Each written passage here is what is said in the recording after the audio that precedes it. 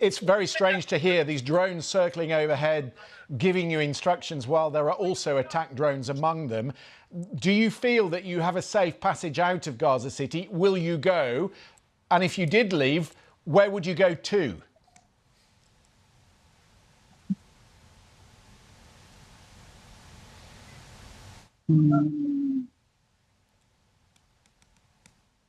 Can you repeat Yeah, I the can hear question? you. Because, Will you leave the city, Mutasam, or will you stay? And where might you go to? What's the line?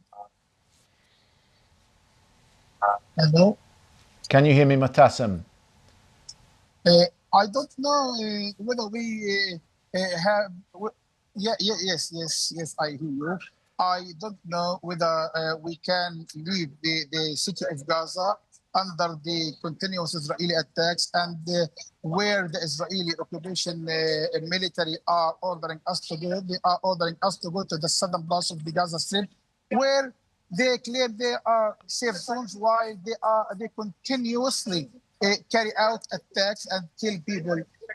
Today, since the morning, they killed 16 people, 8 of them in Al-Mawasi area, which they have been designated as safe zones since the start of the ongoing genocide, and 8 people in Deir al-Balah, which is also in the southern parts of the Gaza Strip, where they are also ordering us in the Gaza City to go. So that a lot of people are intending not to move from the city of Gaza towards the south, feeling that the Israeli occupation military are lying on them regarding the safe zones, as they see every day Israeli attacks in these areas and killing people in every corner in the southern parts of the Gaza Strip.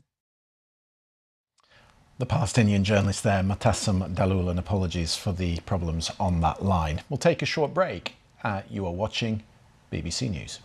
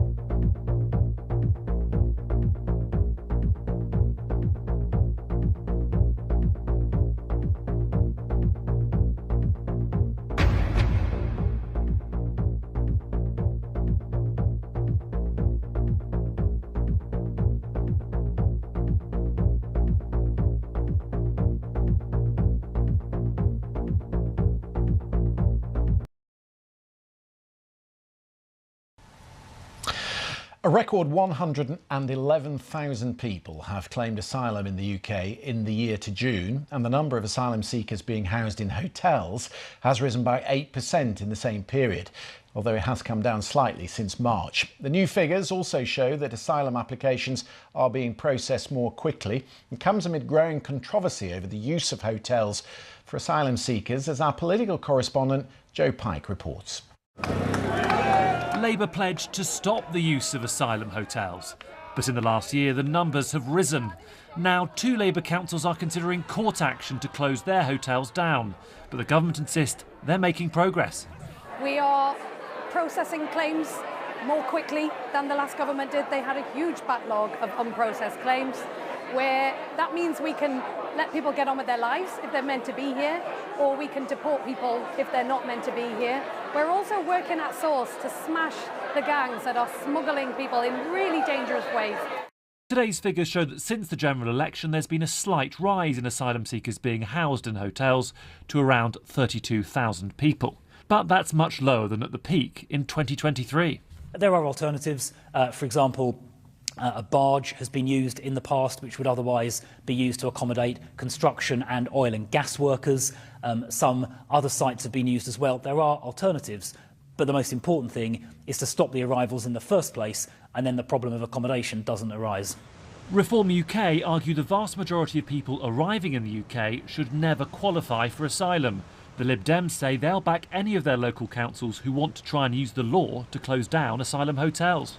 We support councils who want to take that decision to challenge that use, because we've long said that the use of hotels for asylum seekers is not the right thing to do. This is an overhang from the failures of the last government, and the new government is just not getting to grips with it clearly enough. There seems to be a little relief here. There are some small signs the system is improving. Costs have been cut, returns increased, the backlog reduced. The problem for the government, though, is that arguably none of that really matters if small boat arrivals are at record levels. Those crossing the Channel only make up around a third of asylum claims, suggesting that one of the UK's biggest problems is that for many it remains a very attractive destination. Joe Pike, BBC News, Westminster. President Zelensky has condemned another massive Russian bombardment of Ukraine, which had been carried out, he said, as if there were no efforts underway to stop the war. The Ukrainian leader said more than 570 drones and 40 missiles were sent overnight, some of them deep into the west of the country. At one point, Poland was forced to scramble its air force to respond to the threat. The Kremlin said it was targeting energy infrastructure and arms manufacturing. President Trump has spoken before of the massive bombardments that follow his efforts to find peace. Mr. Zelensky said this morning there's no signal from Moscow that Putin is prepared to meet him, in spite of the urgency expressed in Washington. Pressure is needed, he said. Strong sanctions and strong tariffs on those trading with Russia. Our correspondent in Kyiv, Katie Watson, has more on the attacks. Overnight, it was clear that this is a country very much at war. The whole country was affected. The air raid sirens went off late last night and the alert continued until early this morning. And as you said, more than 500 drones, 40 missiles, 11 different locations in Ukraine affected. And again, as you said, right into the west of the country, the city of Lviv, there was at least one person dead, several people injured when a mixture of drones and missiles hit residential buildings as well as a nursery. As such was the perception of threat that the Polish Air Force scrambled jets to protect airspace. It's not common for Lviv, so far west, to be the scene of attacks. So, this comes at a time when there's a flurry of diplomatic talks. President Zelensky has said that this just shows that Russia's behaviour is nothing's changed, that there are no talks going on to try and bring an end to this war. Ukraine did attack some energy infrastructure in Russia as well, and a drone depot in the east of Ukraine in the occupied Donbass. So there has been some counter attacks, but yeah, it was a really heavy night here in Ukraine. The Europeans always say the priority is to strengthen Ukraine's ability to defend itself, and there is news this morning that the Ukrainians have successfully tested a new long-range missile. What are the implications of that? Yeah, Ukraine has made it very clear that there is that security guarantees need to be in place, especially if there is any talk of further peace talks, and that's something that they have made very clear, despite Donald Trump saying that he would skip a ceasefire and move straight on to peace talks. In fact, President Zelensky said to journalists earlier that he wants to see some kind of details of any security guarantees in the next week to 10 days. And then after that, perhaps then there's talk of a bilateral meeting, any meeting between Zelensky and Putin. But of course, there's still very little information as to whether that's going to happen and the willing on the behalf of the Kremlin to do so. Can you tell us more about the Russian response over the last 24 hours to these negotiations that Donald Trump is keen to get underway? Well, yesterday, Sergei Lavrov said that it was a road to nowhere if Moscow wasn't involved in the conversations about security guarantees. There's been very little information from the Kremlin about whether these talks can go ahead, where they could go ahead. And President Zelensky's made clear that it has to be somewhere in neutral Europe, so Switzerland, Austria, perhaps Turkey, to be able to move forward. So the idea of doing it in Moscow that was mooted, I think, was given short shrift by Ukraine, obviously. Katie Watson there in Kyiv. Here it's results day, with hundreds of thousands of nervous teenagers in England, Wales and Northern Ireland getting their GCSEs, BTEC and vocational qualifications. Most of these pupils were in the final year of primary school when the COVID pandemic hit 5 years ago, disrupting their transition to secondary school. Sean Dilley reports. This is what 2 years of released tension looks like. The relief, the joy, oh my God. And yes, the celebration. I'm feeling quite good. Like last night I was really excited because I just wanted to know what I got, and I wasn't even thinking about what I got, I just wanted to know.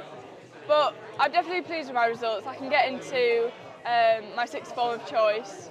I'm quite happy, and I'm glad that everyone else is happy with their results. When you've known these young people as long as we have in school, it's the story behind the results that really matters. I've been the head of year since year 8. I've been working with these young people for so long that seeing them today get these results, seeing the pride on their faces, you know, for many of them it's not just about the number that's on the piece of paper, it's about what they've had to overcome to get to this point. And while not everyone scored top marks, it's been a solid year for GCSE students across England, Wales and Northern Ireland, with more than 1 in 5 handed top grades. GCSE results day to day, very exciting for lots of young people, a real stepping stone to what comes next. But we are really conscious that there are still far too many young people that are left without their maths or English GCSE and don't feel like they have the opportunities to go on to that they should have.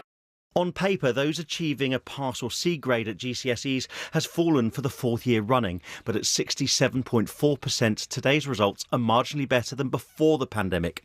Once again, though, the gap between the best and worst performing areas is stark. London had the highest pass rates, even though the overall percentage has dropped there.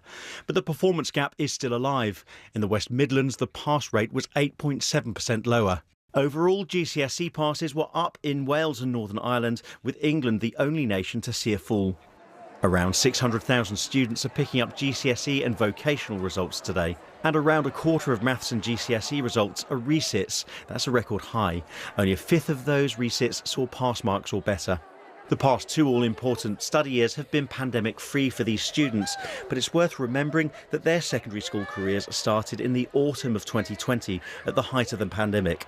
The pandemic undoubtedly had an impact on pupils' education, on their engagement, on their self-confidence, on their resilience, and also on their academic ability. This is the 2nd year that marking has returned to pre-pandemic methods, with a focus this year and last on tackling grade inflation caused by emergency COVID measures that replaced traditional marking with teacher-assessed grading. Today's pass rate is only marginally better than it was in 2019, but that alone is being seen as a great result. Sean Dilley, BBC News. You're watching BBC News.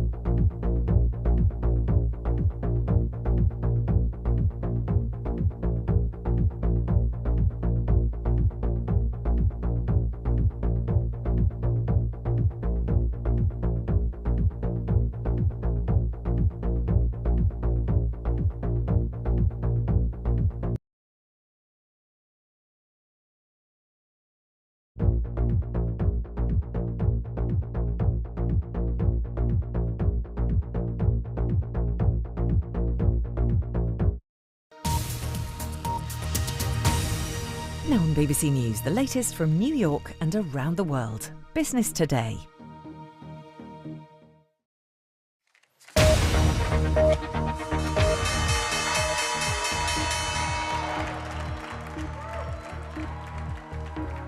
Live from New York at the opening bell, this is Business Today. Stocks head lower. Wall Street wobbles as traders rethink rate cut hopes before Jackson Hole. Upping the ante, Fed Chair Jay Powell will deliver a closely watched speech there on Friday as the president increases his pressure on the central bank to lower borrowing costs. Plus, Walmart in the red.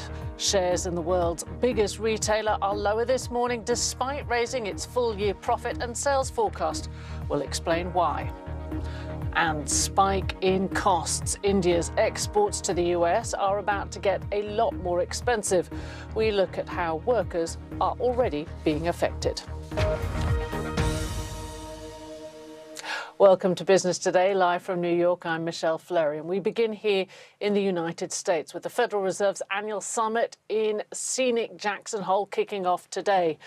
Chair Jay Powell will speak on Friday, and investors will be listening closely for clues on what comes next on interest rate. That will set the tone for financial markets.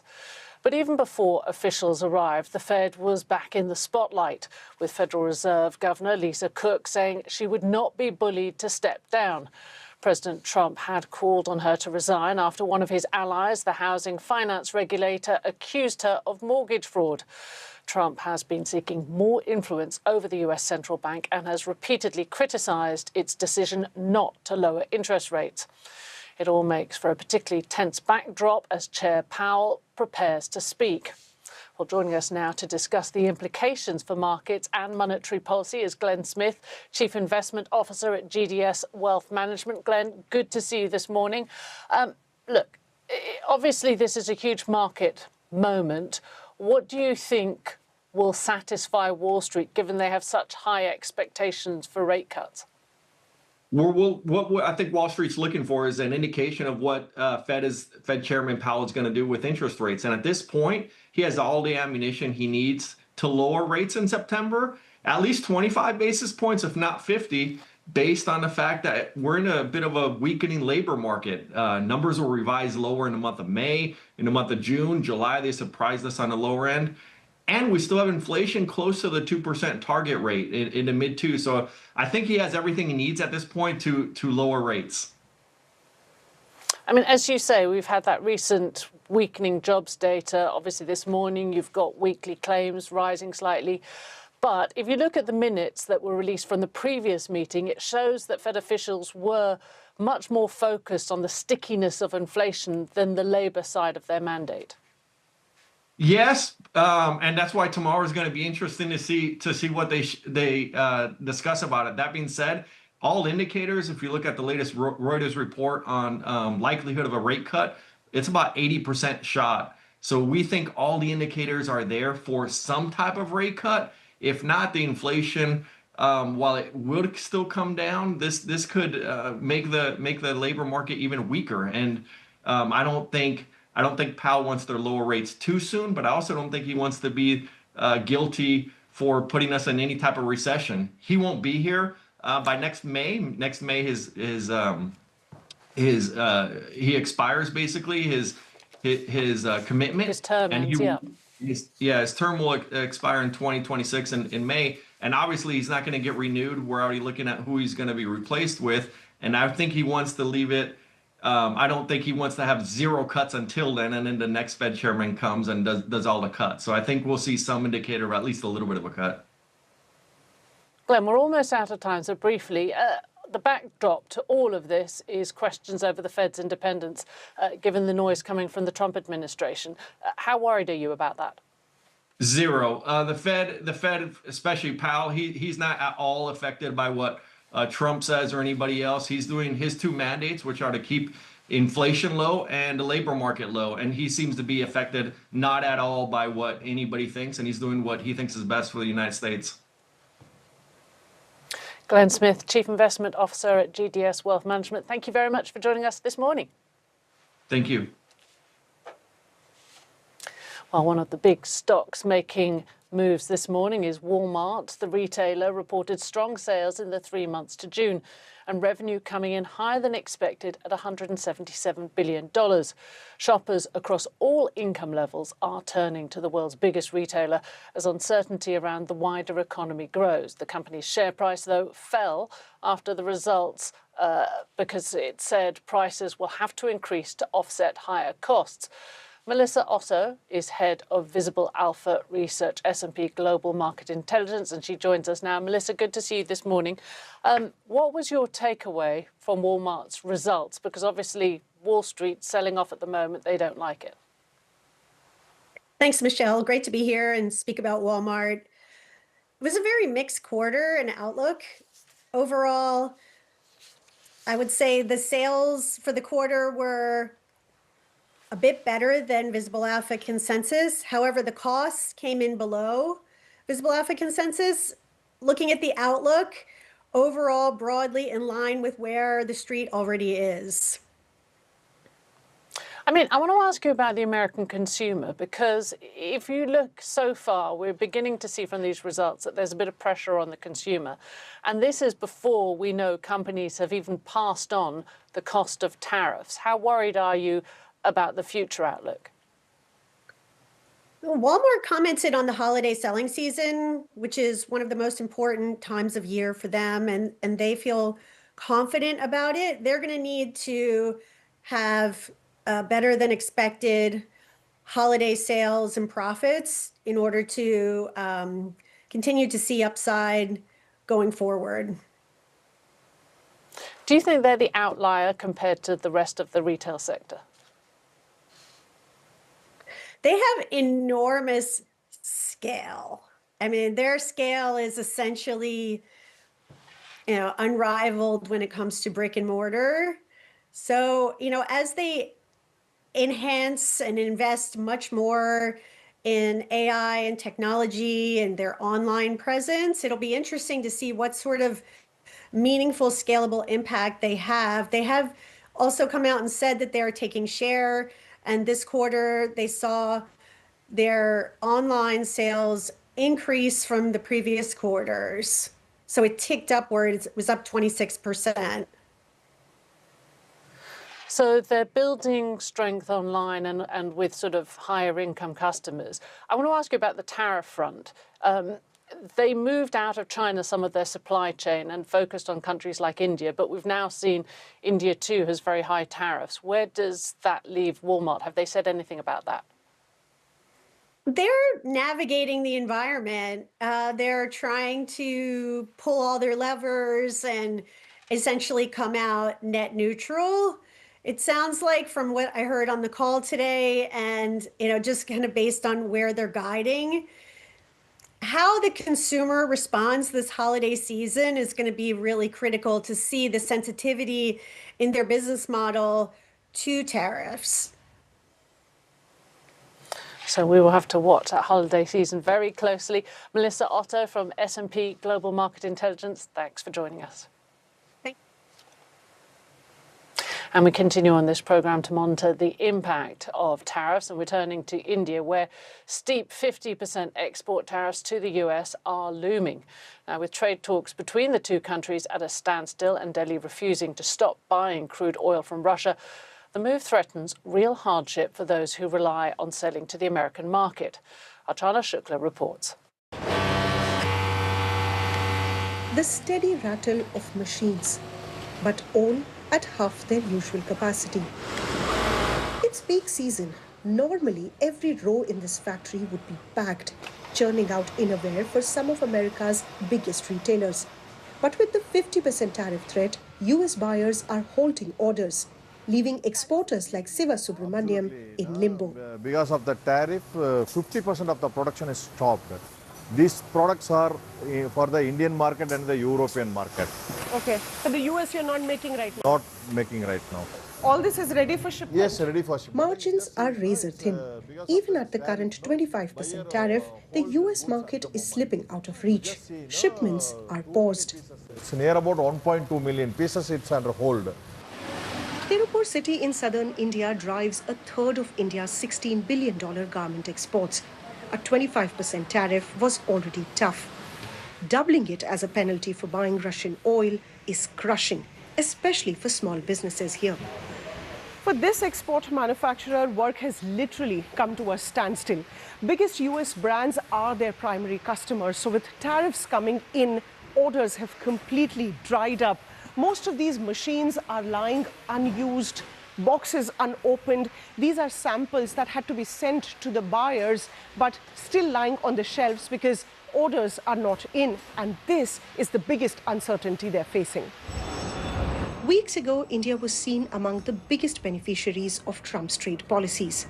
There are a lot of US... But now, Indian exporters risk being undercut by rival Asian countries. No way that 50% tariff can be absorbed by anyone. It is not even viable for the retailers down in the West. If this tariff issue of 50% is not resolved, definitely the US business will move out of India. Hundreds of miles away in Mumbai, diamond factories race against time, shipping orders before the additional tariffs hit. India's $10 billion gem trade with the US is on the line, and with it, thousands of jobs. Diamond exporters say that at a 50% tariff, buyers will walk away. This is peak period of our time. We make money in September, October. In these 2 months, I would imagine at least $3 to $4 billion of exports will take place, which will not. So that's a big loss. It takes years to build in a certain market. So it's not that from USA you suddenly go into Europe or Australia and start selling there. It just doesn't work that way. Prime Minister Narendra Modi has called for self-reliance, even as New Delhi races to find a diplomatic fix. The stakes are high, securing India's factories and the jobs of thousands who work there. Archana Shukla, BBC News, Tirupur. In other news, India plans to strengthen bilateral ties with Russia. That was the message following a meeting between the two foreign ministers earlier today. In fact, energy cooperation may increase beyond Indian imports of Russian oil to include development in the hydrocarbon sector. United Airlines and Delta Airlines are being sued by passengers who claim they were charged extra for a window seat but found themselves sitting next to a blank wall. The lawsuits, filed separately against the US carriers, seek millions of dollars in damages. They claim the companies don't flag that the seats are windowless during the booking process, even when charging a premium. The United States and the EU have published details of the trade agreement they struck last month. It will see Washington maintain high tariffs on vehicles imported from the EU until it takes steps to lower its levies on American industrial and agricultural products. The US will maintain a 15% tariff on most goods arriving from the EU, including wine, semiconductors, and pharmaceuticals. And that's all from us. Thanks for watching. Goodbye.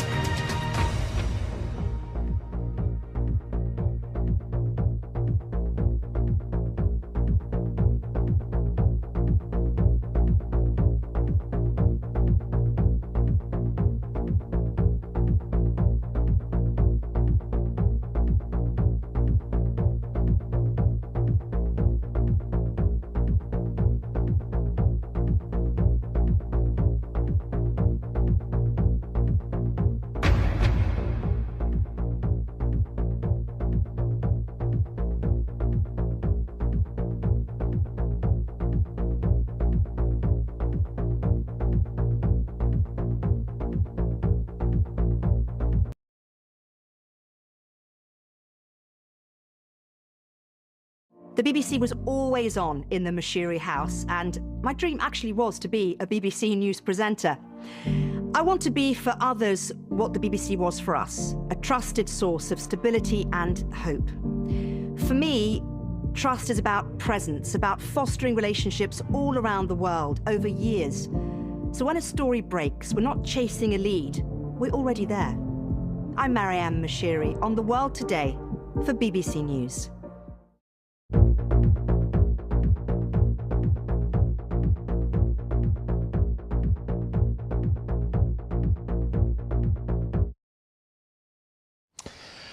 Microsoft's head of artificial intelligence says he is alarmed by rising cases of a phenomenon dubbed AI psychosis. It's a non-clinical term used to describe those who rely so heavily on chatbots such as Copilot or ChatGPT that they become convinced something imaginary is real. Zoe Kleiman reports. Hugh from Scotland says he became convinced that he was about to become a multi-millionaire after turning to an AI chatbot to help him when he lost his job. It began by giving him practical advice, but ended up telling him that a book and a movie about his experience would make him more than £5 million. The more information that I give the chatbot, the more it would say, "Oh, this treatment's terrible. You should really be getting more than this," and it would ask me for more information. I would feed it more, and the number would just get higher and higher. It would go from 10 grand to into the millions, basically. Hugh already had mental health problems and ended up having a breakdown. He says taking medication made him realise the money wasn't real. He doesn't blame the technology. He says it signposted citizens' advice, but he ignored it because it was so convincing. AI psychosis is a non-clinical term to describe people who start using chatbots like ChatGPT, Grok and Claude and start to lose touch with reality. I've had messages from people convinced that the tech has fallen in love with them or think they've unlocked a secret human inside it, or even think it's deliberately trying to harm them. A survey of 2,000 UK adults carried out for Bangor University's Emotional AI Lab found that 57% thought it was strongly inappropriate for the tech to identify as a real person if asked. But 49% thought the use of voice was appropriate to make chatbots sound more engaging. 20% thought children under the age of 18 shouldn't use AI at all. We as professionals and doctors may start having to ask people when we see them in clinic how much AI they're using, how it's affecting their lives, just like we would for smoking, alcohol. We already know what ultra-processed foods can do to the body. And I think with this ultra-processed information, we're going to get an avalanche of ultra-processed minds that we need to deal with. The advice is to make sure you double-check everything a chatbot tells you and don't stop talking to real people. Finally, if you feel like you're using AI to make all your decisions for you, think about taking a step back. Zoe Kleiman, BBC News. An American woman has been jailed for 30 years here in the UK after a failed assassination plot in the city of Birmingham. Amy Betro had flown to the UK to shoot Sikandar Ali at point blank range, only for her gun to jam. Our correspondent outside Birmingham Crown Court, David Lamb, has more on the conclusion of an extraordinary case. The sentencing here at Birmingham Crown Court brings an end to a quite remarkable story, a story of a US woman hired to kill in the UK to settle a dispute between two families, one in Derby and one in Birmingham. Why Amy Betro did what she did isn't clear, but it would appear that she acted out of infatuation or possibly even love for one of the co-conspirators. That man is Mohammed Nazir. Now, he had been injured in disorder at a clothing shop owned by Birmingham businessman Aslat Mohammed in July 2018. And after that, a plot was hatched to kill him or a member of his family. In September 2019, when Mr. Mohammed's son, Sikandar Ali, returned to his car, she was waiting. She tried to pull the trigger, but the gun jammed, and critically, he managed to get away. In the early hours of the following day, she again returned to the house and again fired 3 shots at the house, but no one was injured. Now, at Birmingham Crown Court today, Betro's solicitor made reference to his client's clean record, and he stressed that it was Mohammed Nazir who was the instigator in the plot. She said that he did everything she could, but the judge said that while Betro was recruited, she was the one with the gun. It was only a matter of chance that no one was killed. She was sentenced to 30 years in jail. David Lumb reporting. Honeybees help pollinate over 70% of global crops, but their food supply, that's the honey in their hives, is regularly disrupted by the amount we take. And that has serious implications through the winter when there is much less pollen. Many beekeepers will tell you about the horrors they've had when reopening hives in the spring, only to find the colony has been wiped out, starved. But there is some hopeful news. Scientists at Oxford University have developed a new superfood that might soon give beekeepers a better option. Here's Georgina Ranard. I know the queen is in here somewhere. Whether we find her is another thing. Nick has been keeping honeybees for 15 years and selling the honey in South Wales. But he's run into problems. In the last year, his bees have been dying in huge numbers. It's just a bit of an unknown really at the present moment. This year I've lost around about 75% of the colonies through the winter. Although the hives have all been full of food, the bees have just dwindled. Most of the bees survived through January, February, and then poof, they were just sort of vanished. Bees gather what they need to make honey from flowers, and that honey is their food in winter. But to replace the honey that we eat, lots of beekeepers feed them supplementary food, basically sugar and water. But scientists say that that food is missing a key essential ingredient. After serving different foods to bees for 15 years, scientists have finally discovered how to manufacture a core ingredient. It's called sterol and has always been missing from the supplementary food beekeepers use. At Oxford University, scientists like Jennifer develop foods for bees. Like humans, bees must eat a varied diet to stay healthy. So we're putting lots of different ingredients into like a cookie dough for the bees. Different proteins, different fats, to try and work out what they like best and what's best for them. Ooh, thank you. Yeah, and then there's a zip that goes around to keep them out. It's out here where Professor Geraldine Wright tested the new food on bees to see if it made them healthier. Hello, girls. Hello. The bees that ate the complete diet with the sterol were healthier and had up to 15 times more baby bees, like this one, that grew into adults. The scientists say this should also protect our food security, as bees help pollinate over 70% of global crops. The work that we did here represents a major technological breakthrough for the beekeeping industry and for food security and global pollination. Our breakthrough means that we can essentially keep the honeybees going in the absence of floral pollen. And this will mean that people will have, hopefully, less winter losses. Bigger trials are now needed, but Nick hopes that this new food will mean a better future for these animals that we all depend on. Georgina Ranard, BBC News. The BBC has discovered that the Ministry of Defence has accidentally leaked data about Afghans who worked with UK forces on 49 separate occasions over the past 4 years.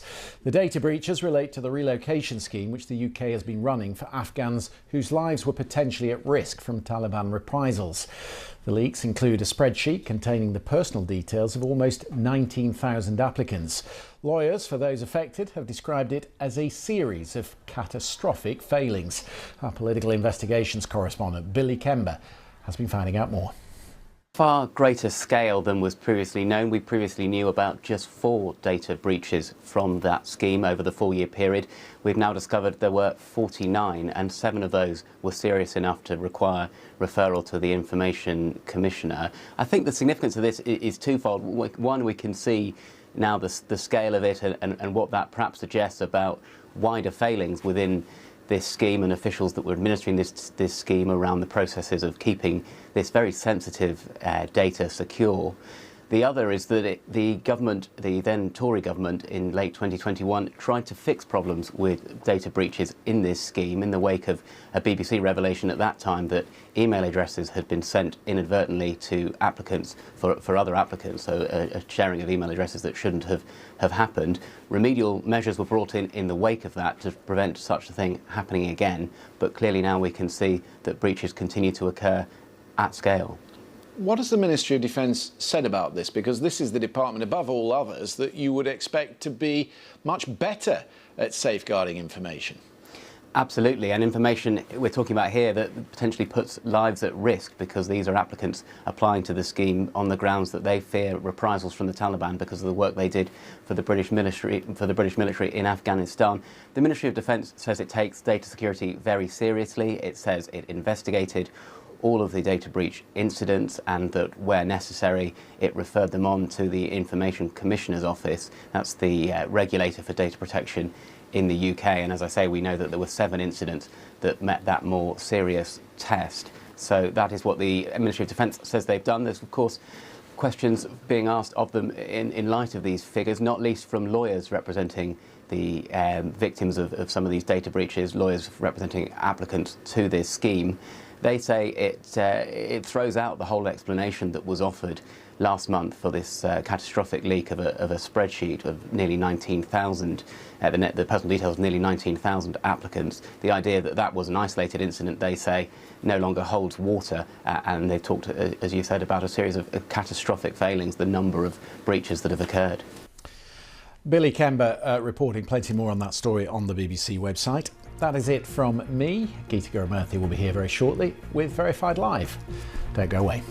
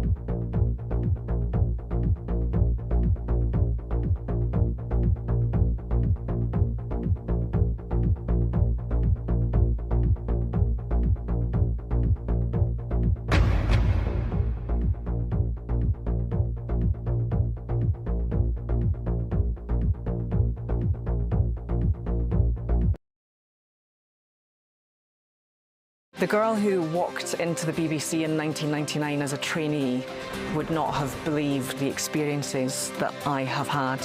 When I first started covering women's sport, many people weren't terribly interested. The first time I realised that the women's game had progressed as much as it has was when England played at Wembley for the first time ever. Wembley Way is packed with supporters. We just walked down there to get to the stadium. To turn around and look around that stadium, packed out, You do try to be impartial as a journalist, but I'm not ashamed to say I shed a tear on that day. They had achieved something every little girl now dreams of. Representation is incredibly important because you've got to see it to be it. I've been incredibly privileged to have had a front seat to watch women's sport grow into this incredible force. And now we've got the next generation waiting in the wings to hopefully take it further.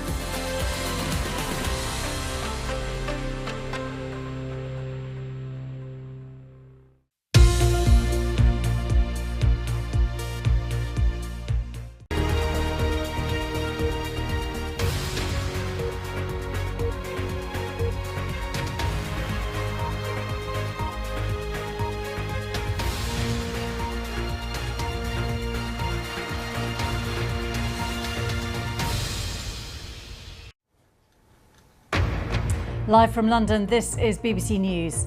Palestinians say there has been heavy bombardment of eastern parts of Gaza City as a new Israeli offensive is underway. Later, the Israeli Prime Minister is expected to meet security officials to approve the military plans to move into Gaza City. These are live pictures from there. In the UK, there's been an 8% rise in the number of asylum seekers housed in hotels compared with a year ago. Russia launches the biggest wave of strikes on Ukraine for weeks as its foreign minister blames Kiev for sabotaging peace talks. Also coming up this hour, cheers and some tears as hundreds of thousands of pupils get the results of their GCSEs and vocational qualifications. The pass rate falls again.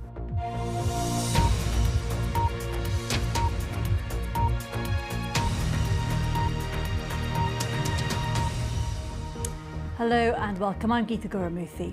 Palestinians say there's been heavy bombardment of eastern parts of Gaza City. It comes after Israel's military has taken the first steps in its operation to capture what it sees as the last major stronghold of Hamas.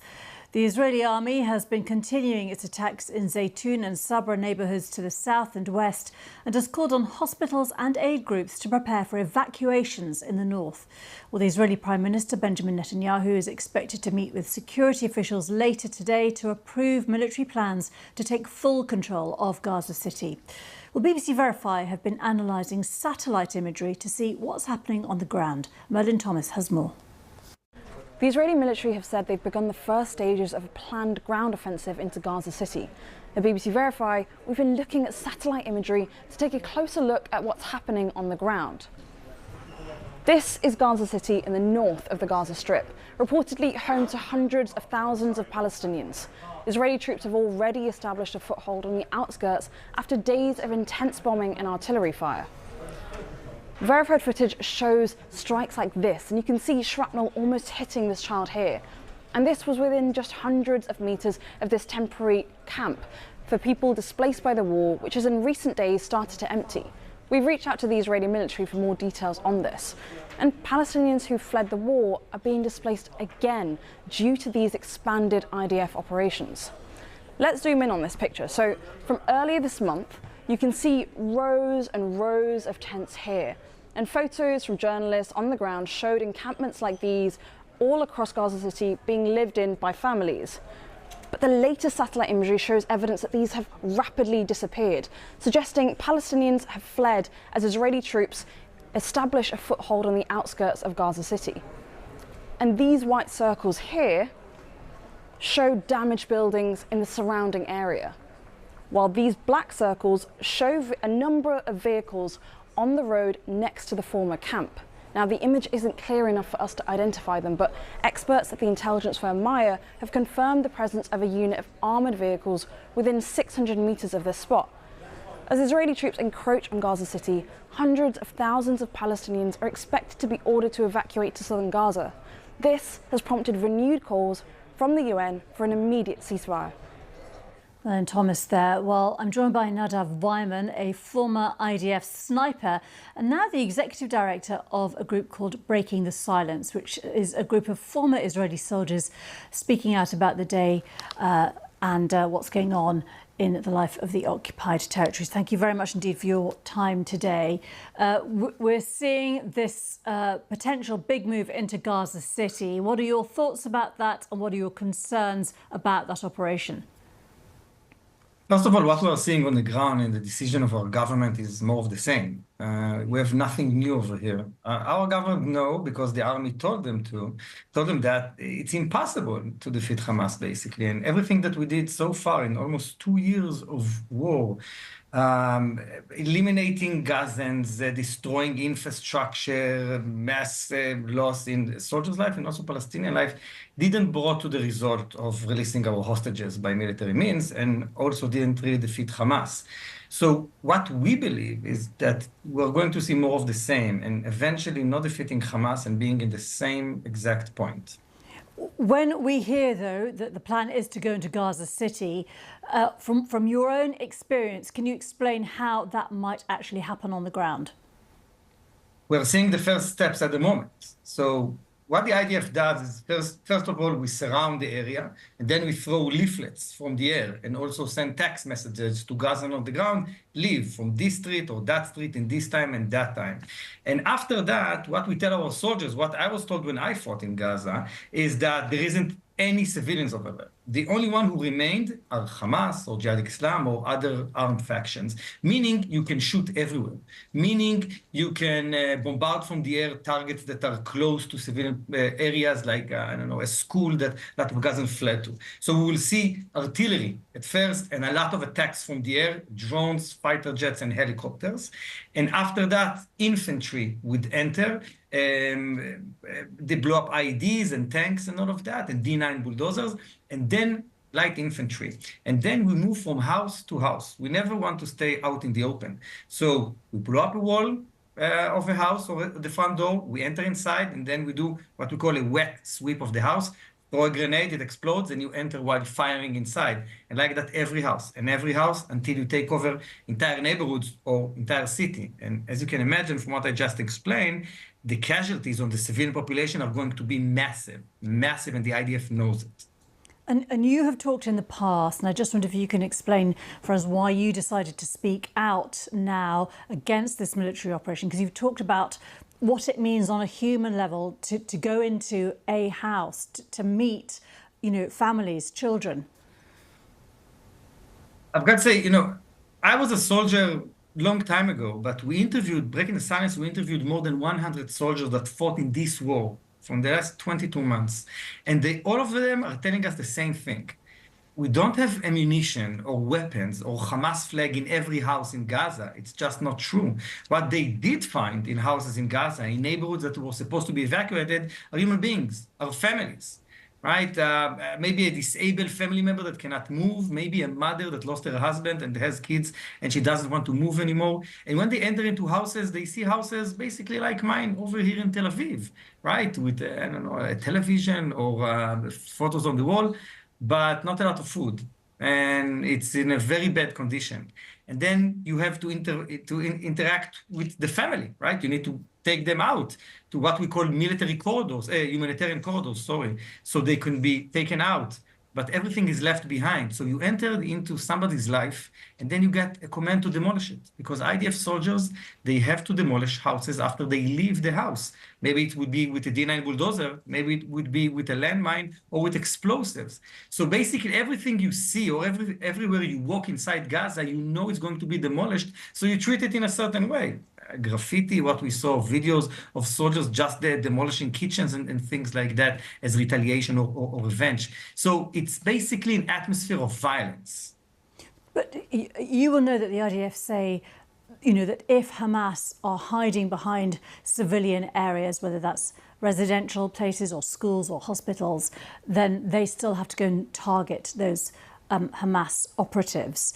Are you saying that when individual IDF soldiers go in, if they go into a house and they see, for example, that it's obviously children who are still in there, if they haven't evacuated, what is their command to do? I mean, are they supposed to target that family?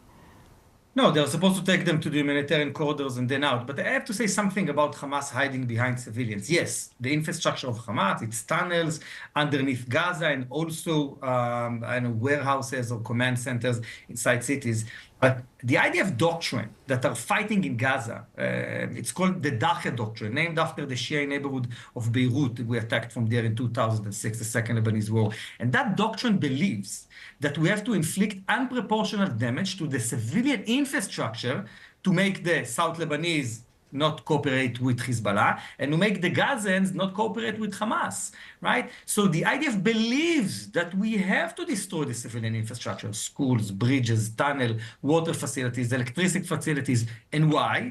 Because we cannot win Hamas, we cannot defeat them, right? So the IDF, in fact, are telling us as soldiers that civilian infrastructure is a part of the warfare, is a part of war, and it's basically okay, because when we move between houses, the rules of engagement that we are getting is every man military age shoot to kill, right?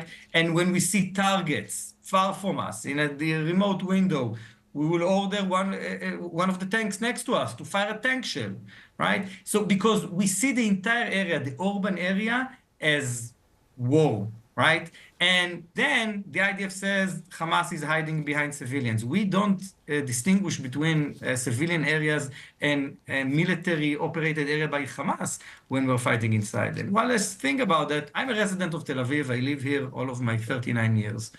And in the heart of Tel Aviv, we have the headquarters of the IDF. So the IDF is hiding behind civilians, right? I don't know if that's the equation. So what does it mean about firing rockets on Tel Aviv, right? We as an army, the IDF needs to distinguish between civilian targets, civilian facilities, and military targets. And one of the problems there is we're not doing that.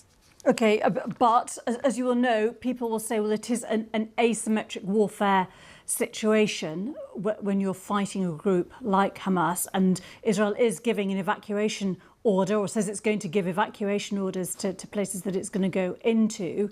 And as you said there, the order is if they see someone who's obviously a civilian, then those people should be moved and not fired on. Yes, but again, we're talking about areas where IDF troops are on the ground get evacuation orders. When we attack from the air, what we believe are military targets, and I think me and you won't think are military targets, like houses of Hamas operatives, like government offices, I don't think it's military targets, right? So when we will attack them, then the IDF will calculate what we call collateral damage. How many civilians were okay with them to die with the target? On a day-to-day basis, it's supposed to be zero. We want to kill only that armed man or dangerous individual. And now what we're hearing from soldiers on the ground, that collateral damage jumped to between 15 to 20, right?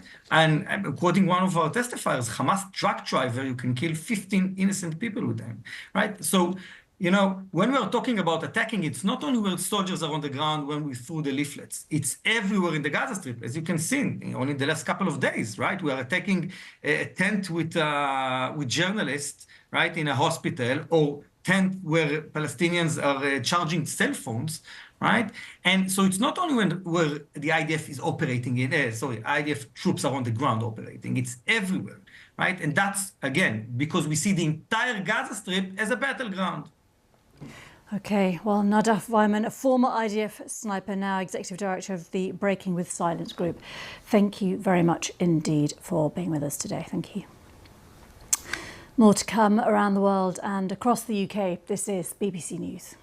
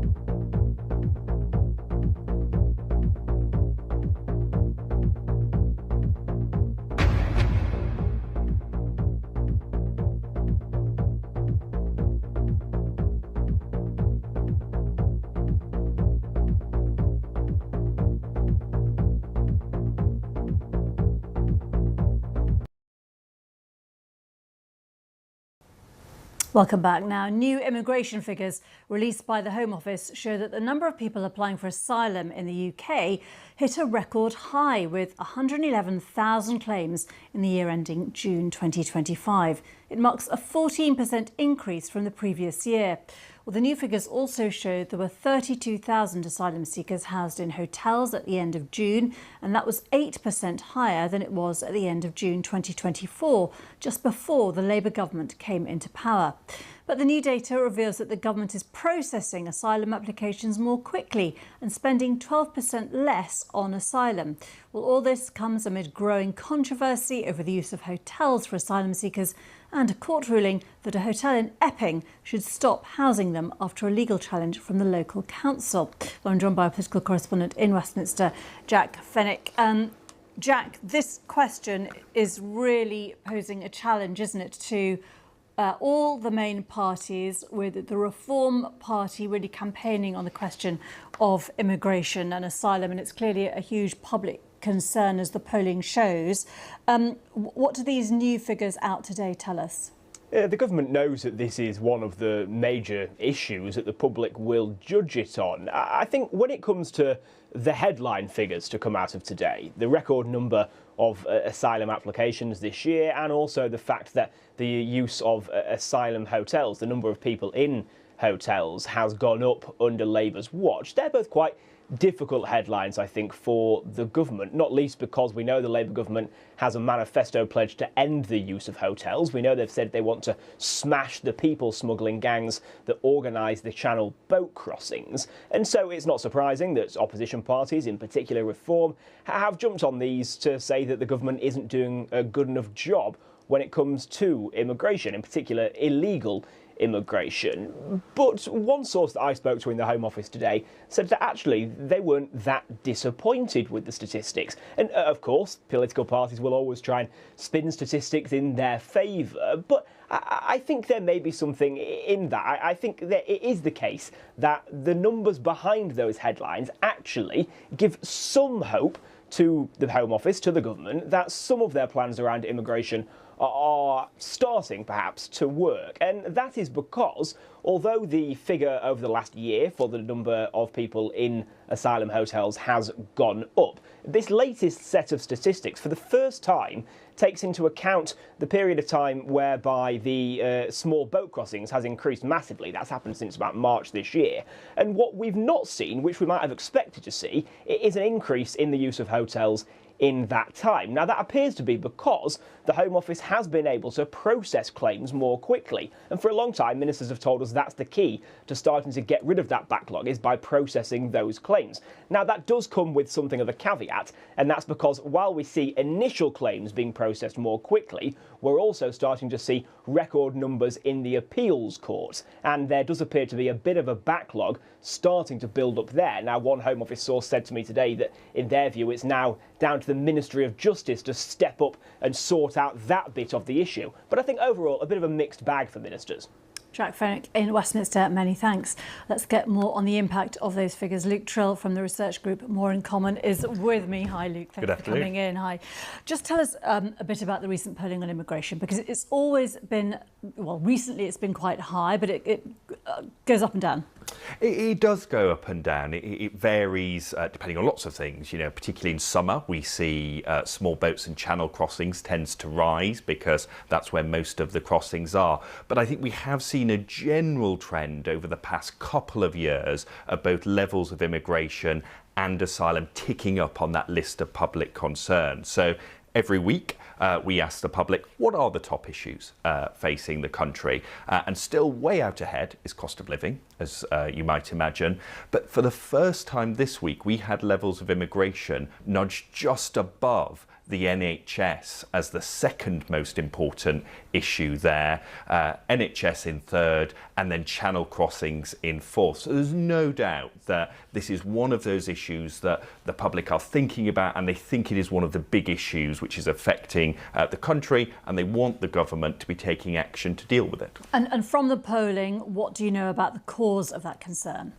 So there are a number of issues, but the top issue that comes up both in the polling and the focus groups is this sense of the levels of immigration at the levels that they are, and channel crossings and the need to use asylum hotels are putting too much pressure on public services. So that comes out as the top reason for people opposing asylum hotels and the top reason for people wanting levels of immigration overall to fall. That sense of the NHS is already struggling, that, you know, schools are already oversubscribed. Can Britain take in more people and support them? It's not, and I think this is really important, it's not that people aren't compassionate. You know, when we talk to people in focus groups, they will say, you know, I can't imagine what it's like to have to leave your country or to make a decision to cross the channel, given the risks. But it's just that sense of a time when many Britons feel they're struggling. You know, can we cope with the extra numbers of people coming in? And Luke, what does this mean for the electoral politics here in the UK? We've seen obviously huge changes here and in Europe, for example, and in the US, where immigration, again, very big concern.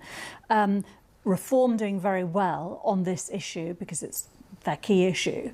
What does that mean for the maths of where we might be heading when an election comes, maybe 2029? Because are those votes that rest a lot on anti-immigration concerns stacked up in a few areas, which means fewer seats for reform, or is it very widely spread now? Well, I'll start off by saying we're obviously a long way from a general election. I certainly don't want to predict the outcome of that. But I think what is clear is that concern about immigration is widespread. It isn't limited to one particular area. And we know that when you ask people who are planning on voting for reform, if there were an election tomorrow, immigration is by far the top reason. So there is no doubt that as long as immigration continues to be where it was in that chart that we just saw of top issues facing the country, that benefits Reform UK. And I think the government, in tackling, they will want to tackle the rise of Reform UK, basically will have to convince the public we've got a grip. You know, control is one of the key things that matters to the public when it comes to immigration. And I think over the coming weeks, months, years, they'll have to demonstrate they have that control, both on overall numbers and channel crossings in particular. Luke Trill, thanks very much. I'm going to ask you next time for exact predictions for the election in the coming years. Every time you come on, that's what I'm going to ask you. Luke, thanks for coming in. Good to see you. Now, a woman who was jailed after urging people on social media to set fire to hotels housing asylum seekers in the aftermath of the Southport attack has been released. Lucy Connolly, whose husband is a Conservative councillor, had pleaded guilty to inciting racial hatred and sentenced to 31 months in prison. Our Midlands correspondent Navtej Johal is outside Peterborough Prison. You may remember that after Axel Rudakabana's fatal attack on a children's dance workshop in Southport last summer, false claims spread online that he was an asylum seeker. Hours after those killings, Lucy Connolly, a former childminder from Northampton, who, as you say, is married to a local councillor, called for mass deportation now and urged her followers on X to set fire to hotels housing asylum seekers. She added in that post, "If that makes me racist, then so be it." She later pleaded guilty to inciting racial hatred and was sentenced to 31 months in prison. But the case prompted a row over free speech, with some claiming that her sentence was disproportionate. But 3 appeal court judges in May ruled that her sentence was not manifestly excessive. Now, at around 10:15 this morning, outside HMP Peterborough, around a dozen members of the media were gathered where she's been serving her sentence. We saw her leave in a white taxi with dark tinted windows, and at no point was Lucy Connolly seen outside of that vehicle. Now, we have been sent some guidance by the Ministry of Justice, which says that Lucy Connolly's release comes as she's now served 40% of her sentence in prison, as is standard, and will remain on licence under probation supervision until it's complete. She has not been released early or for good behaviour, they say, as these are not concepts which exist under current sentencing framework in England and Wales. Navtej Johal there. There's been a wave of Russian air attacks across Ukraine in one of the heaviest bombardments in recent weeks. More than 600 drones and missiles were launched across the region. Ukraine's President Zelensky says this action shows Russia has no desire to end the war, and there's no signal from Moscow that Putin is prepared to meet him in spite of the urgency expressed in Washington. Well, Sergei Lavrov, Russia's foreign minister, responded by accusing Kiev of trying to undermine President Trump's efforts to resolve the conflict. Our correspondent Katie Watson has more from Kiev.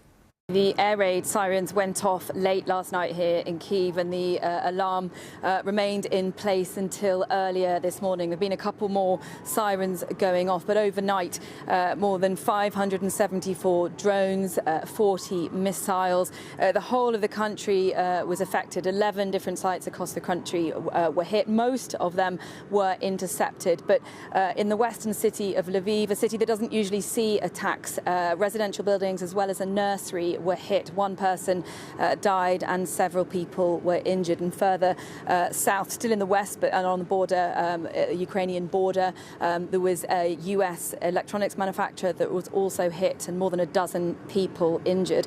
In fact, the attack in Lviv was such a threat that the Polish Air Force scrambled to protect its airspace. And as you said, Zelensky has said this just shows that Russia doesn't even kind of seem to register that there are peace talks going on, and there's so much momentum in the last few days around talks of security guarantees for Ukraine. There's still very little detail about those.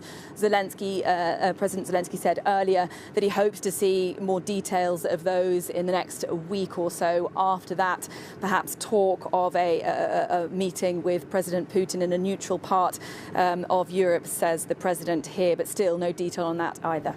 Katie Watson there. Police in Italy have arrested a Ukrainian man allegedly involved in the bombing of the Nord Stream gas pipelines under the Baltic Sea over 3 years ago. They say the suspect, whom they named only as Serhiy K, was arrested on Monday on the basis of an arrest warrant issued by a German judge. The man is believed to have helped coordinate the sabotage in September 2022. Much more ahead. Do stay with us. I'm Geetha Gurumuthy. You are watching Verified Live.